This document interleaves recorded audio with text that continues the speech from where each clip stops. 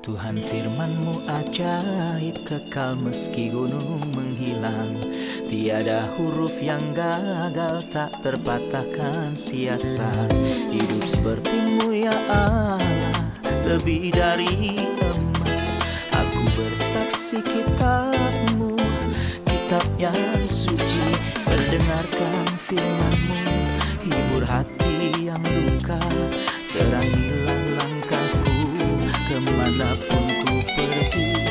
Biarkanlah firman-Mu berkuasa atasku. Ubahkanku, bebaskanku, ku mau menyenangkan-Mu. Ku mau menyenangkan-Mu.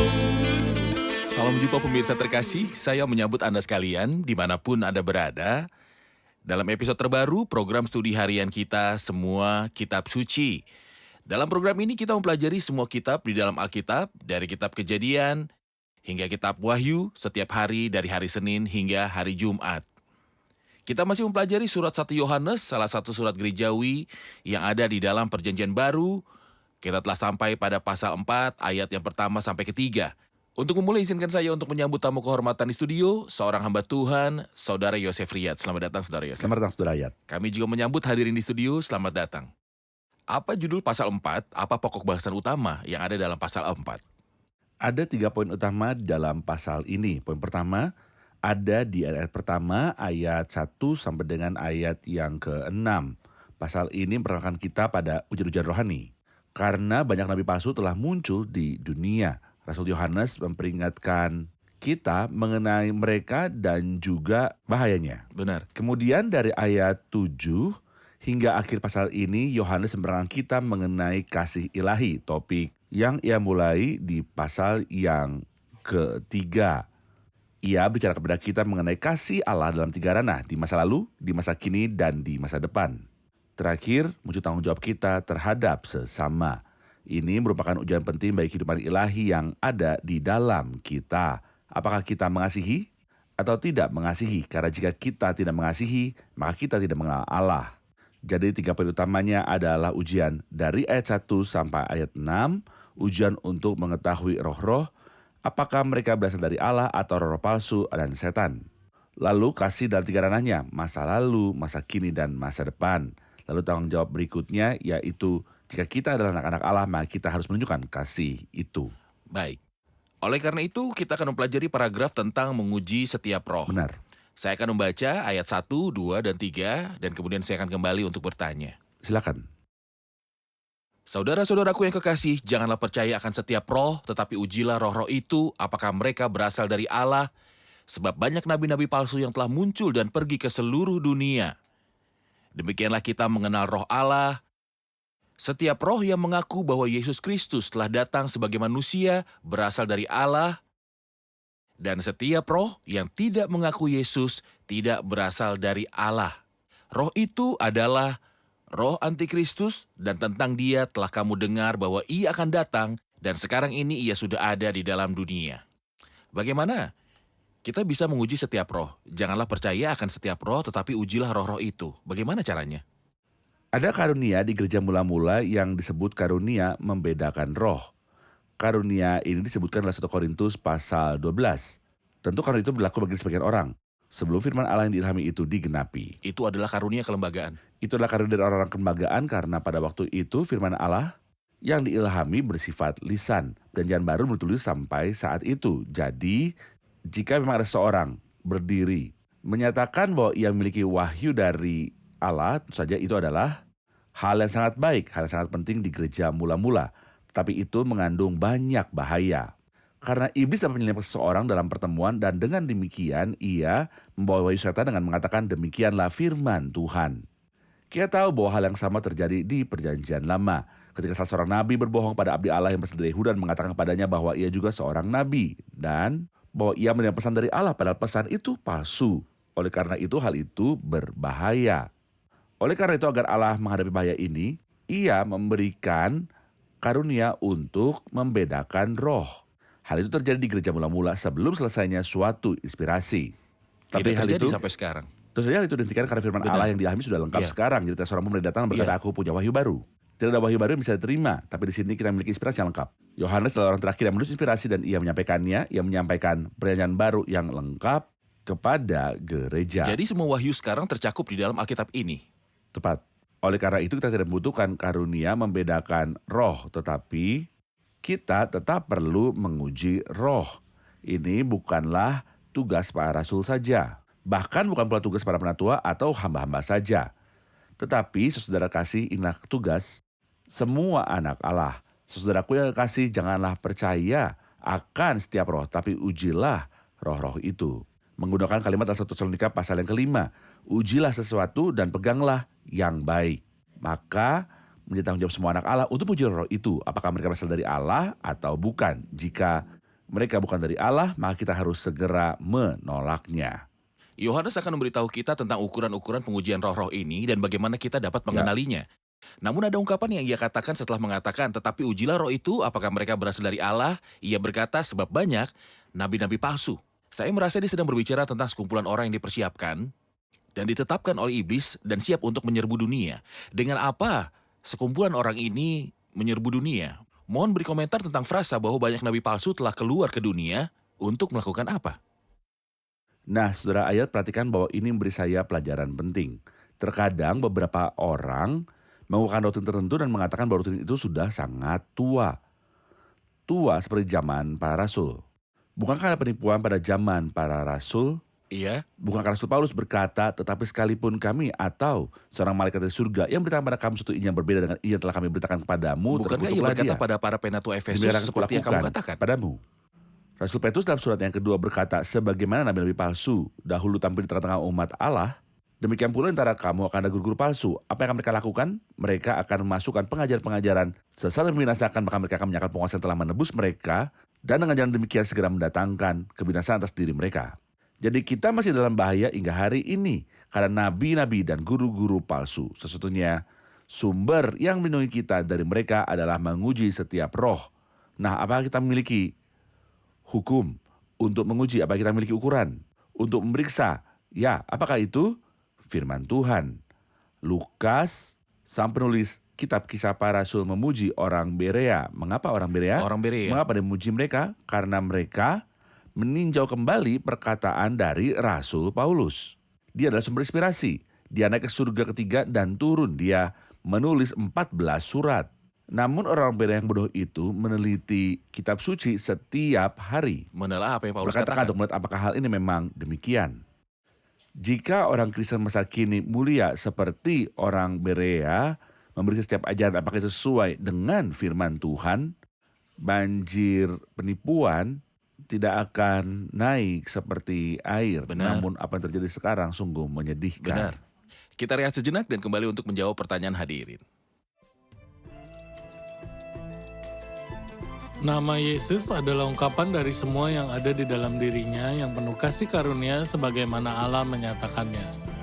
Ini untuk kebaikan kita, karena kita menemukan di dalam Dia semua yang kita butuhkan dan semua yang menyebabkan kesenangan kekal kita. Nama yang terkasih ini bukanlah hanya ungkapan, keunggulan tertinggi dari semua yang ada di dalam Dia atau yang diperoleh melalui Dia, tetapi juga satu-satunya nama yang menyatakan kepada kita kebenaran tentang setiap orang dan setiap hal. Dia adalah kebenaran objektif atau lahiriah, persis seperti Roh Kudus adalah kebenaran batiniah, yang merupakan kekuatan batiniah yang membantu kita mengenal Kristus dan menikmati segala sesuatu yang ada di dalam Dia atau yang dapat diperoleh darinya.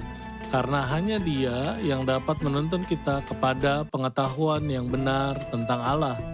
Dia menunjukkan Bapa kepada kita dan menyatakan Roh Kudus kepada kita. Di dalam Dia kita mengenal terang, hidup, dan kasih, sebagaimana adanya di dalam Allah dan dari Allah. Di dalam Dia kita melihat manusia sebagai subjek kesukaan Allah. Tanpa Dia kita tidak memiliki apapun selain bayangan-bayangan pertobatan dan penebusan dari dosa, bayangan-bayangan korban dan persembahan, serta bayangan-bayangan imam dan ruang maha kudus.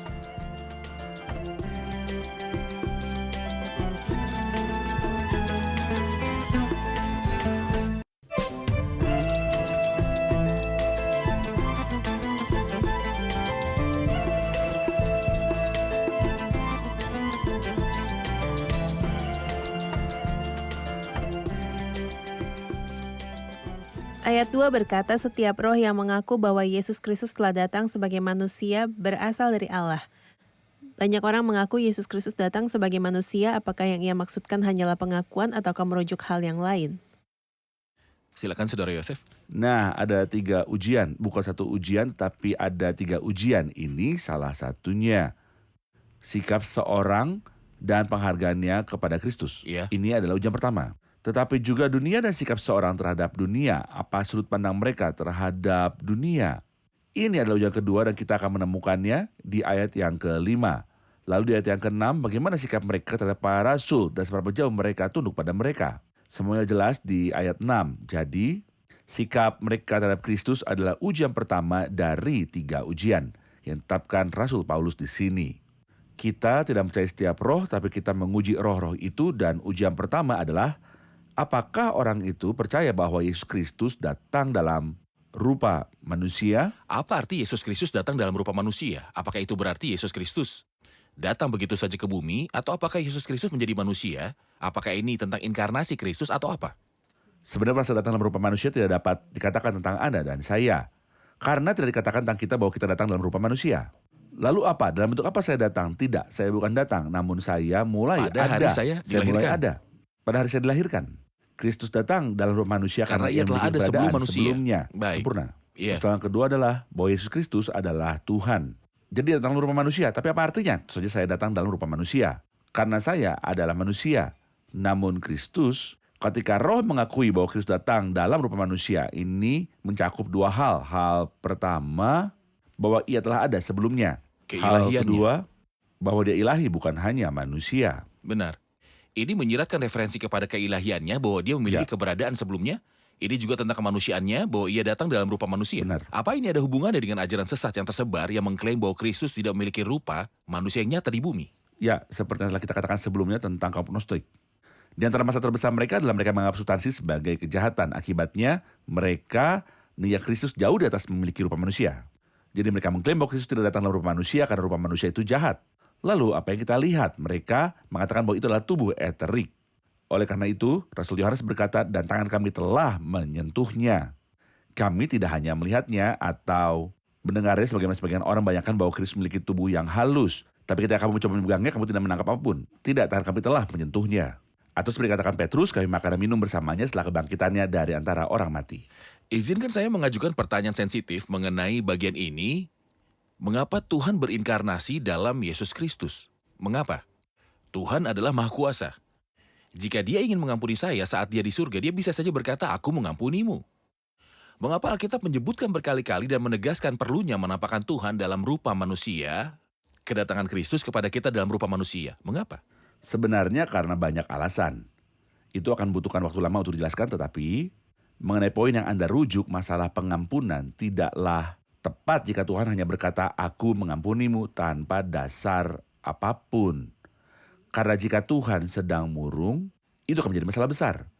Jadi jika Tuhan mengampuni siapapun yang dia kehendaki dan tidak mengampuni siapapun yang dia kehendaki, seperti beberapa orang ingin menggambarkan Tuhan Atas sebagai dasar pribadi apa? yang melakukan apa yang dia kehendaki.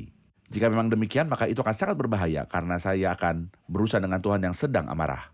Bagaimana saya bisa merasa aman dengan Tuhan yang membuat keputusannya tanpa dasar apapun? Jadi jika hari dia tidak menyukai saya, dia bisa mengirim saya ke neraka. Sesuka hatinya. Apakah itu Tuhan yang akan membuat Anda merasa aman dan yang Anda inginkan agar dia melakukan apa yang dia inginkan? Itu tidak sesuai dengan sifat-sifat Tuhan. Dengan sifat-sifat Tuhan karena dia adil. Baik. Lalu, jika Tuhan ingin mengampuni karena dia berbelas kasih yang memang benar, namun dia tetap adil. Apakah belas kasih Tuhan bertentangan dengan keadilannya? Mungkin pada manusia, belas kasih bertentangan dengan keadilan. Apakah Tuhan juga merasa bingung dengan belas kasihan dan keadilannya? Bukankah dia konsisten dalam Tentu dirinya saja. sendiri? Tuhan jauh lebih besar dari itu. Di kayu salib, kasih setia dan kesetiaan bertemu. Kebenaran dan damai sejahtera saling bersentuhan. Jadi ketika dia mengampuni saya, dia melakukannya dengan belas kasih dan dengan keadilan. Benar. Dosa-dosa saya telah diampuni melalui belas kasihan Allah. Dan juga melalui keadilannya inilah yang memberikan saya kekuatan yang tetap. Mengenai pernyataan bahwa Tuhan melakukan apapun yang dia kehendaki. Ini sama sekali bukan masalah kepastian. Benar. Jika Tuhan melakukan apapun yang dia kehendaki, lalu apa jaminan bahwa dia akan berkenan kepada saya saat ini? Benar. Betapa terberkatinya saya jika dia berkenan kepada saya dan celakalah saya. Maksud saya akan berada dalam kegelapan total jika Tuhan tidak berkenan kepada saya saat ini. Jadi menurut belas kasihannya dia ingin mengampuni saya dan menurut keadilannya dia ingin mendapatkan haknya. Bagaimana dia bisa mendapatkan haknya dan tetap mengampuni saya? Jadi dia harus datang dalam wujud manusia. Tepat. Mengapa perlu datang dalam wujud manusia? Karena Tuhan adalah roh. Ya. Dan karena Tuhan adalah roh, dia tidak dapat mati untuk Dia membayar akan upah mati. dosa. Benar. Dia akan mati dalam wujud manusia yang akan diambil. Ketika Tuhan menampakkan diri dalam wujud manusia, itulah manusia Yesus Kristus. Karena seluruh kepenuhan Allah berkenan diam di dalam dia. Oleh karena itu kita mengatakan dalam Ibrani 2 suatu ungkapan yang indah. Yang tidak banyak orang sadari sebab memang sesuai dengan keberadaan Allah. Seolah-olah ingin mengatakan bahwa hal lain apapun Tidak pantas bagi bagi Tuhan. Sebab memang sesuai dengan keadaan Allah yang baginya dan olehnya segala sesuatu dijadikan. Yang berarti dia mengerjakan segalanya. Sudah sepantasnya dia. Yaitu Allah yang membawa banyak orang kepada kemuliaan. Juga menyempurnakan Yesus yang memimpin mereka kepada keselamatan. Dengan penderitaan. Sudah ia mencapai kesempurnaannya, ia menjadi pokok keselamatan yang abadi bagi semua orang yang taat kepadanya. Benar. Kemudian, saya terjamin karena Kristus datang dalam rupa manusia sehingga ia dapat mati sebagaimana Allah yang adalah roh tidak dapat mati. Tetapi untuk mati dan membayar atas nama saya, upah dosa saya yaitu maut. Kristus telah mati dan menurut saya utang saya dibenarkan di dalam Kristus. Alkitab katakan dalam Ibrani 2, karena anak-anak itu adalah anak-anak dari darah dan daging, maka ia juga menjadi sama dengan mereka dan mendapat bagian dalam keadaan mereka, supaya oleh kematiannya ia memusnahkan dia, yaitu iblis yang berkuasa atas maut. Seolah Allah turun ke medan perang, memegang senjata untuk menghadapi setan menggunakan pedang yang sama yang digunakan setan untuk melawan manusia, yaitu maut. Allah yang adalah roh tidak mungkin mati, kecuali melalui wujud manusia. Jadi wujud manusialah yang mati, manusia dari Yesus Kristus. Ada gambar yang indah dalam Perjanjian Lama mengenai Daud yang mengalahkan Goliat. Daud tidak memiliki pedang, maka ia mengambil pedang Goliat dan memenggalnya. Ini adalah simbol dari ayat indah yang Anda rujuk dalam Ibrani 2 ayat yang ke-14. Karena anak itu adalah anak dari darah dan daging, maka ia juga menjadi sama dengan mereka dan mendapat bagian dalam keberadaan mereka, supaya oleh kematiannya ia musnahkan senjata yang iblis miliki. Dia yaitu iblis yang berkuasa atas maut. Baik, jadi setiap roh yang tidak mengaku Yesus berasal dari Allah, roh itu adalah roh antikristus. Dan tentang dia telah kamu dengar bahwa ia akan datang dan sekarang ini ia sudah ada di dalam dunia. Kita akan rehat sejenak dan kembali untuk menjawab pertanyaan hadirin di studio.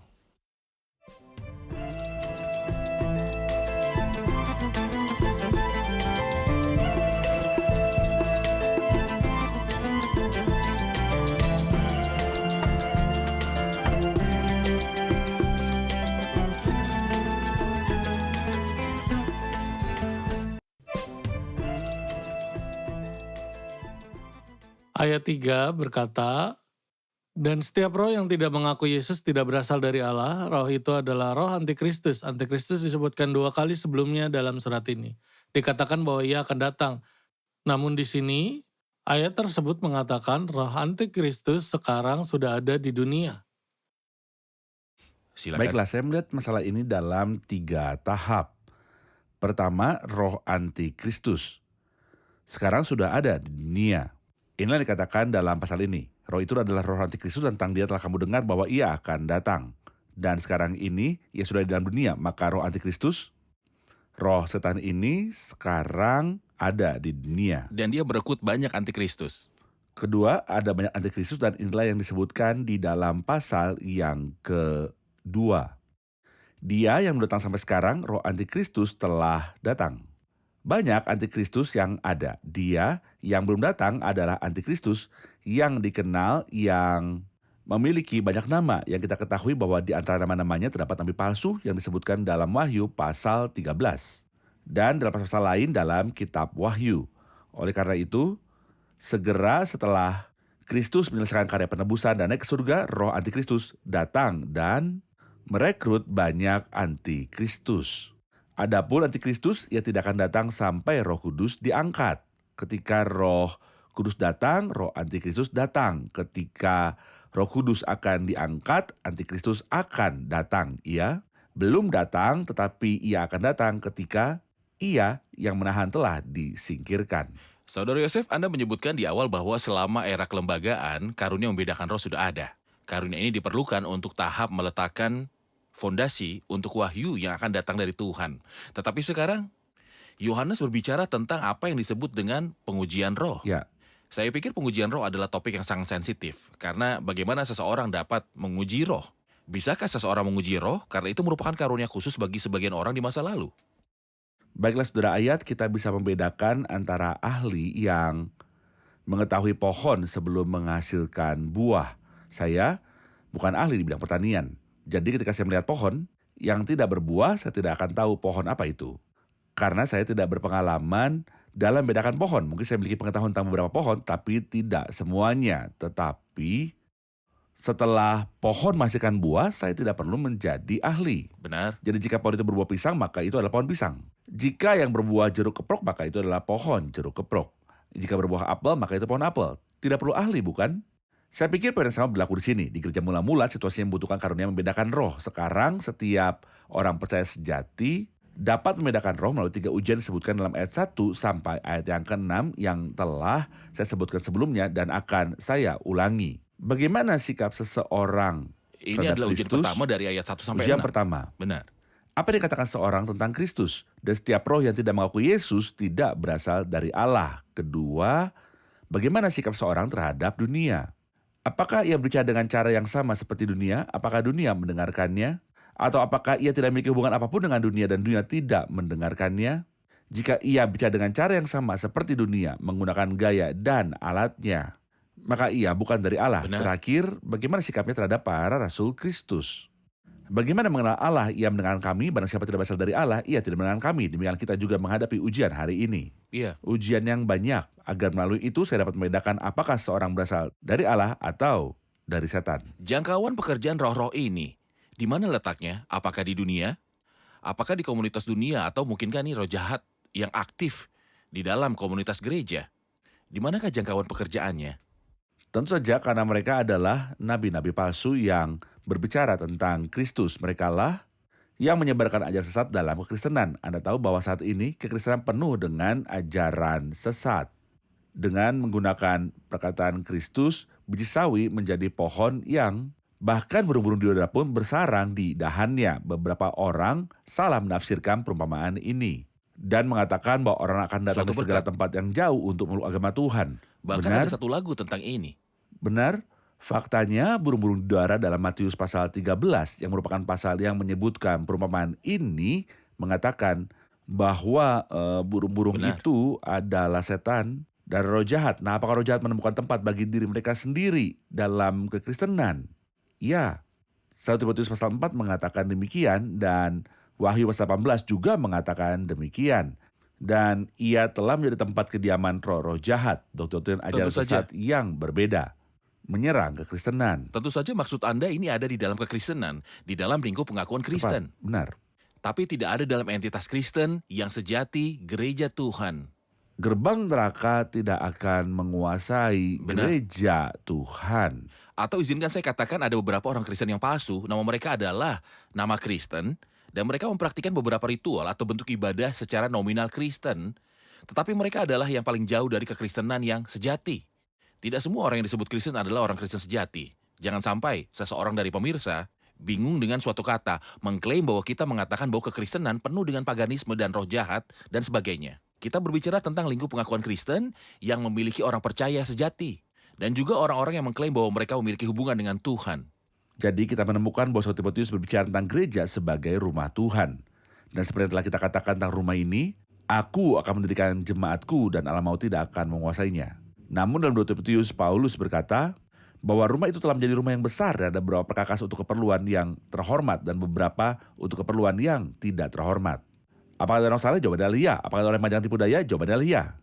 Apakah itu akan membingungkan kita? Sebaliknya ini memberi kita kedamaian karena ketika saya mendengar perkataan yang bertentangan dengan firman Tuhan dari seorang yang terkait dengan kekristenan, saya tidak merasa bingung. Karena rumah itu telah menjadi rumah yang besar di mana ada perkakas untuk keperluan Benar. terhormat dan untuk keperluan yang tidak terhormat. Terima kasih Saudara Yosef. Faktanya hal ini sangat penting bagi aktivitas roh-roh jahat sebelum kedatangan Tuhan yang begitu singkat. Sesungguhnya iblis dengan segala bantuannya sama sekali tidak bersama orang percaya atau dengan siapapun yang memiliki nama Kristus. Ia bekerja lebih keras setiap hari karena ia tahu bahwa akhirnya sudah dekat.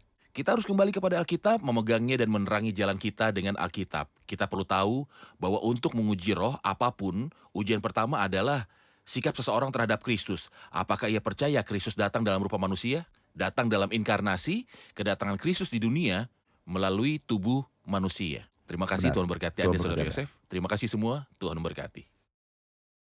Pemirsa terkasih, inilah ujian pertama. Sikap Anda terhadap Kristus atau sikap Dia yang menyuruhkan ajaran tertentu terhadap Kristus. Mungkin Anda berkata kita percaya bahwa Yesus Kristus adalah seorang tokoh besar, seorang guru, seorang pemimpin, seorang pembaharu. Namun, pertanyaannya tetap, apakah Anda percaya Yesus Kristus datang dalam rupa manusia? Apa artinya itu? Bahwa Ia memiliki keberadaan sebelumnya dengan kedatangannya dalam rupa manusia. Dia kekal. Anda mungkin berkata, tetapi kekekalan hanyalah atribut Allah. Tapi inilah ajaran kita untuk percaya bahwa firman menjadi manusia, bahwa Allah bermanifestasi dalam wujud manusia. Sikap Anda terhadap Kristus harus menunjukkan apakah Anda percaya Yesus Kristus adalah Allah dalam rupa manusia. Dia adalah Allah yang kekal yang dalam kepenuhan kasih karunia-Nya datang di antara manusia, dalam kemah seperti manusia tetapi tanpa dosa. Firman menjelma menjadi manusia dan berdiam di antara kita. Selain itu, ajaran lain apapun adalah ajaran roh antikristus. Ajaran lain apapun yang meremehkan keilahian Kristus adalah ajaran antikristus. Ajaran lain apapun yang meremehkan kesempurnaan kemanusiaan Kristus adalah ajaran roh antikristus. Adapun doktrin yang benar yang berkaitan dengan roh Allah, percaya bahwa Yesus Kristus datang ke dunia dalam rupa manusia, karena Dialah Allah yang kekal menjangkau kita dalam rupa manusia untuk melakukan semua prosedur yang kita bicarakan dalam episode ini, termasuk mengampuni kita dan mati di kayu salib. Melalui kematiannya, Dia menghancurkan dia yang berkuasa atas maut, yaitu iblis. Mohon pikirkan apa yang Anda percayai tentang Kristus. Putuskan sikap Anda terhadap Kristus sebelum Anda kehilangan kesempatan Anda. Pemirsa terkasih, sampai jumpa di episode selanjutnya. Kiranya Tuhan besertamu.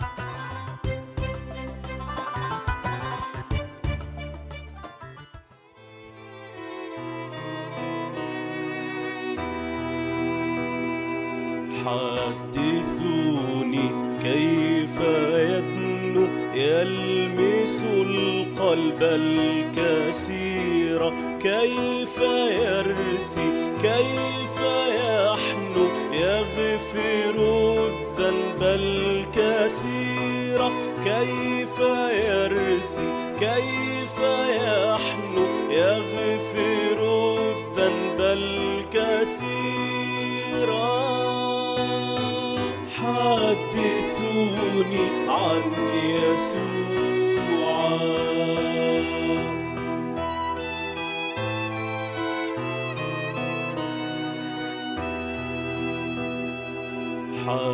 حدثوني كيف يفتح أعين العمي ويشفي وجماح البحر يكبح يطلق الأسرى ويحيي وجماح البحر يكبح يطلق الأسرى ويحيي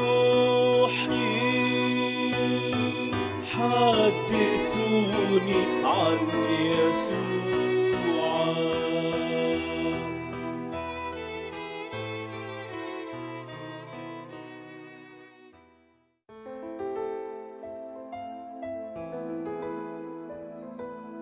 Tuhan firman-Mu ajaib, kekal meski gunung menghilang. Tiada huruf yang gagal, tak terpatahkan siasat. Hidup seperti-Mu ya Allah, lebih dari emas. Aku bersaksi kitab-Mu, kitab yang suci. Mendengarkan firman-Mu, hibur hati yang duka. Terangilah langkahku kemanapun ku pergi.